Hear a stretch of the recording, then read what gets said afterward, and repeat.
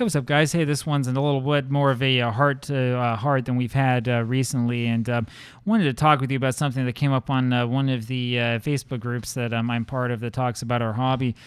This goes over to Chatgpt and some of the temptations that come along with it. I'm going to be really blunt, right? If you're going to create your own blog, you're going to create your own writing about the games that you play, or you're going to create a video, you're going to do anything like that, don't use Chatgpt. I think you can use it for some things, right? I personally don't. I haven't really been that impressed with the quality of ideas that have come with it as to like, hey, what title can I use, or what kind of thumbnail can I use, or whatever. I mean, whatever, man. This isn't rocket science. We can figure that out ourselves. But when it comes to like the write-up of your game based on a box score and stuff, don't even touch it. Don't use Chatgpt. It's a bad idea. You need to pay attention to the game that you play and pay attention to what happens and come up with something that comes from yourself, right? That's the thing that's really important. Now, I know that it takes a lot of time to work on this. I know that you're going to spend quite a bit of time thinking about, hey, how am I going to write this? What am I going to write? What am I going to put into this and stuff like that? This is the reason why I know I play really quickly, but from time to time I pause. I'll take a screenshot of something. I'll try to put something in the right file in the right directory and stuff like that to sort of remind myself what happens, right? The reason why we do this, though, is because what we really want to get out of this is what your experience is as the player. That's the interesting part, right? If you take the time to read what people post about on message boards, people who have replays that others have read, or you go back, you read the old, Strat-O-Matic review, the APBA journal, or one of these other old publications, and read the articles that are really interesting, and ask yourself, why are these interesting? They're not interesting because of the statistics. They're not interesting because somebody put it through some sort of algorithm or machine or anything like that. No. If you play OOTP and you look at the write-ups that the game comes up with at the end of each ball game, it's garbage, right? You don't want to go post this anywhere, right? This is a bunch of junk, and it has some sort of fakey interview where you say some stupid thing and it doesn't even relate to what happened in the game. Who wants to read that? Nobody, right? No, I want to read what you, as the replayer, what you as the person who put everything in motion, think about the game. I want to know about the emotions involved. I want to know, were you scared about something? Did you make a mistake? Did you do everything right? Did you make the right decision at the right point in time of the game? Or did you make a really stupid, boneheaded move like try to bunt, with the runner on third base and have him be called out of the plate after the pitcher missed, which is what we just had the other game, right? Stuff like that is really, really interesting. That really should be the soul and the heart of what you're doing, right? I want to see if you have any sort of emotion when you're playing it. Are you playing the way I'm playing, Skeeter Soft, and we're just going to go down to business and roll the dice one after another and get the game done in 10 minutes? Or do you take time and actually put some emotion and put some effort into it, right? Not to give you another confessional so quickly, but seriously, that's the sort of thing that we think about, right? The important thing about this is that if you have a project, we want to see that you care about the project, and we want to see what goes on, what kind of thought you put into this, and what you've encountered along the way. Is there a problem that you ran into? Did you make a mistake? Is there something you did wrong, right? There's nothing wrong with making mistakes, right? You've seen me here so far. I've made multiple mistakes along the way as we've tried to get these replay projects going, right? You can see that in the lineups that I use, and I would argue in some cases you can see my mistakes in terms of which teams are winning and which teams are losing, right? Because I might have made a little error in figuring out who should be in the starting lineup, or made an error in trying to, compare this player to that player, or whatever. It happens to everybody, right? That's the sort of thing you should write about. Talk about what it's like to go through the replay. Don't talk about just the game that happened, right? My biggest pet peeve out of all of the stuff that I've read are people who are going to post about the replay, and they post about it by just putting up a box score, right? I know that a lot of people like box scores. I know how to read a box score, right? I don't know if kids these days know how or not because they're not used as much as they once were. But the fact that I know how to read a box score doesn't mean that I'm not interested in reading what actually happens in the replay, right? I want to know what happened in the game. I want to know what you think about it. If Ted Williams hit 2 home runs, I want you to write about Ted Williams hitting 2 home runs.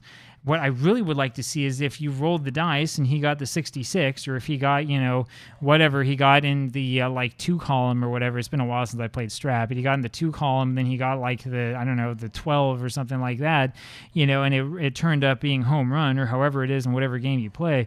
That's what I want to know. I want to know what the emotion is like, what the feeling is like when you see that. I want to see you, kind of thrust your arms up into the air and say, oh my gosh, this is one of the craziest things that I've seen happen, right? I'm not going going to pull it up right now, but when I was talking about literature and these baseball replays, in that issue of the APBA Journal, on the front page, there was a guy who wrote an article about the time that he rolled snake eyes 7 times in a row and was talking about whether this might be a record or something like that, in a really well-described article. The interesting thing about the article is not the game he was playing between the Cubs and the Reds, which was pretty pathetic. I mean, it was a 1981 replay game, and that's one of those replays that if you're not careful will feel like it's taking forever, right? The important thing is not who won the game or what the details are of exactly what happened in it. The important thing is the emotion of having the number 11 be rolled in your dice on your kitchen table 7 times in a row, and having it be one of these things you can't share with anyone around you, right? I mean, I know how it is. You go tell your wife about it, and you're like, she's like, well, were you from Mars? Who cares about this? Why are you wasting time with this game? You should be doing this and that and the other, right? I mean, it's the way it is for all of us, guys, and this is the reason why we want to get together and share these moments together and talk about it in ways that are human and in ways that represent who we are, so that we can experience the emotion, experience the joy, and share the joy with others, because it's interesting and it's fun. That's more interesting than the box score. That's what you really should be writing about. You should be writing about, hey, what was it like when that happened? Or, I'm playing 1908. I've got to bunt all the time. I bunted too often in this one. I'm not bunting enough with this team, Or even, hey, I played 1908. I played a game the other day, and we had like 26 hits between the two teams. It went 12 innings, all sorts of offense. Maybe something's wrong with my dice or something like that. I don't know. That's the stuff that's interesting, though, right? That's the heart and soul of the replay. Chatgpt is not going to give you that. Chatgpt gives you nothing. It gives you a whole bunch of stuff that's sanitized and cleaned out and is not risky at all, and that is designed not to make a mistake and all that. You don't want that. That's not literature. That's a bunch of garbage, right? And the funny thing is that people can tell from a mile that it's not something genuine that you've written, but rather it's something that you copied from somebody else. So there you have it. That's sort of my attitude towards the whole thing, man. The reason why we care about these games, the reason why we care about reading it, is because we're trying to reach out to each other and we're trying to get to know each other better. That's what it's all about. We want to be friends with each other because we're part of a hobby that is very, very small and that feels like it's shrinking, right? I don't think there's any good reason for the hobby to be shrinking. Now, I've told you this before. I go look at Football Manager. Football Manager sold 5 million copies of its game this most recent year. You know what the difference is between Football Manager and, I don't know, OOTP or Diamond Mine Baseball or APBA or Strat or whatever? Nothing. Right? The difference between the two is, Football Manager has a few RPG elements thrown in that, even OOTP doesn't fully have, but is really, really close, right? It's the same kind of games, the same kind of mechanic. I have a channel where I do Football Manager as well. It's actually not quite as popular as this one, but the funny thing about it is that when I play those games, it's the same sort of feeling, right? Here we are, we're in some sort of, non-existent, like fantasy world type setting, and we got really into this. We really got to know the players on the team. Players on my team in Football Manager are all make-believe, right? They're all computer generated, but it doesn't matter. It's a lot of fun because we play with them, we get to know their personalities, we know which ones we like, which ones we don't like, and on and on and on. Right? That's what it's about, right? That's the thing that people want to share with you. They want to have that experience and feel what it's like to get to know the players and get to know the stuff that you're getting to know as the replayer. That's what it's about. That is what we're searching for. And I'm telling you, if we work together and we try to bring this part of this game out and we show it for other people to discover, and we have more of this type of video, less OOTP videos that are spreadsheet videos. I know which ones these are because I've watched them myself.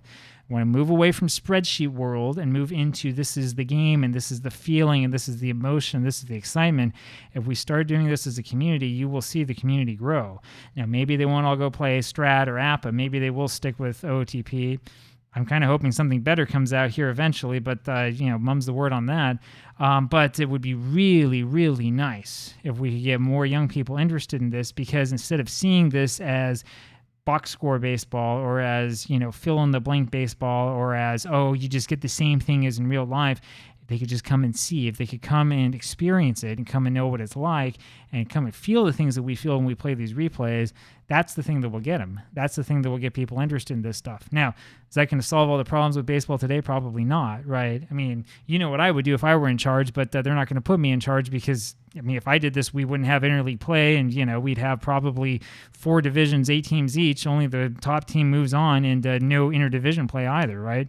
It's the way I would set it up, right? So I'm not going to be in charge of all that. I'm not going to go over and fix baseball. I'm not going to tell you what I would do to try to fix the sport. But I'm going to tell you that there's a long, long history of this sport. And if we can get people interested in looking at it and replaying it and in talking about some of these problems, maybe in stepping away from war a little bit and instead taking another look at the past and trying to figure things out again and trying to do the math themselves, what you're going to find is that it's actually pretty deep, and we might get quite a few people here joining the hobby.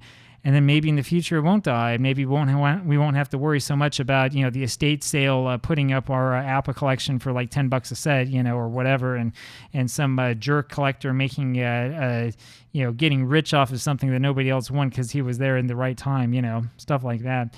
Anyway, that's my opinion on it. Moral of the story, though, is if you're creating content, do not use Chatgpt to do it. Just don't. It's got to come from you. We will be able to tell the difference. Trust me. Like, it's got to come from you. Got to come from the heart. It's got to be genuine. If you do it genuine, you'll be successful. If you don't, people will stop reading you. And that's it from me. Talk to you tomorrow. Bye.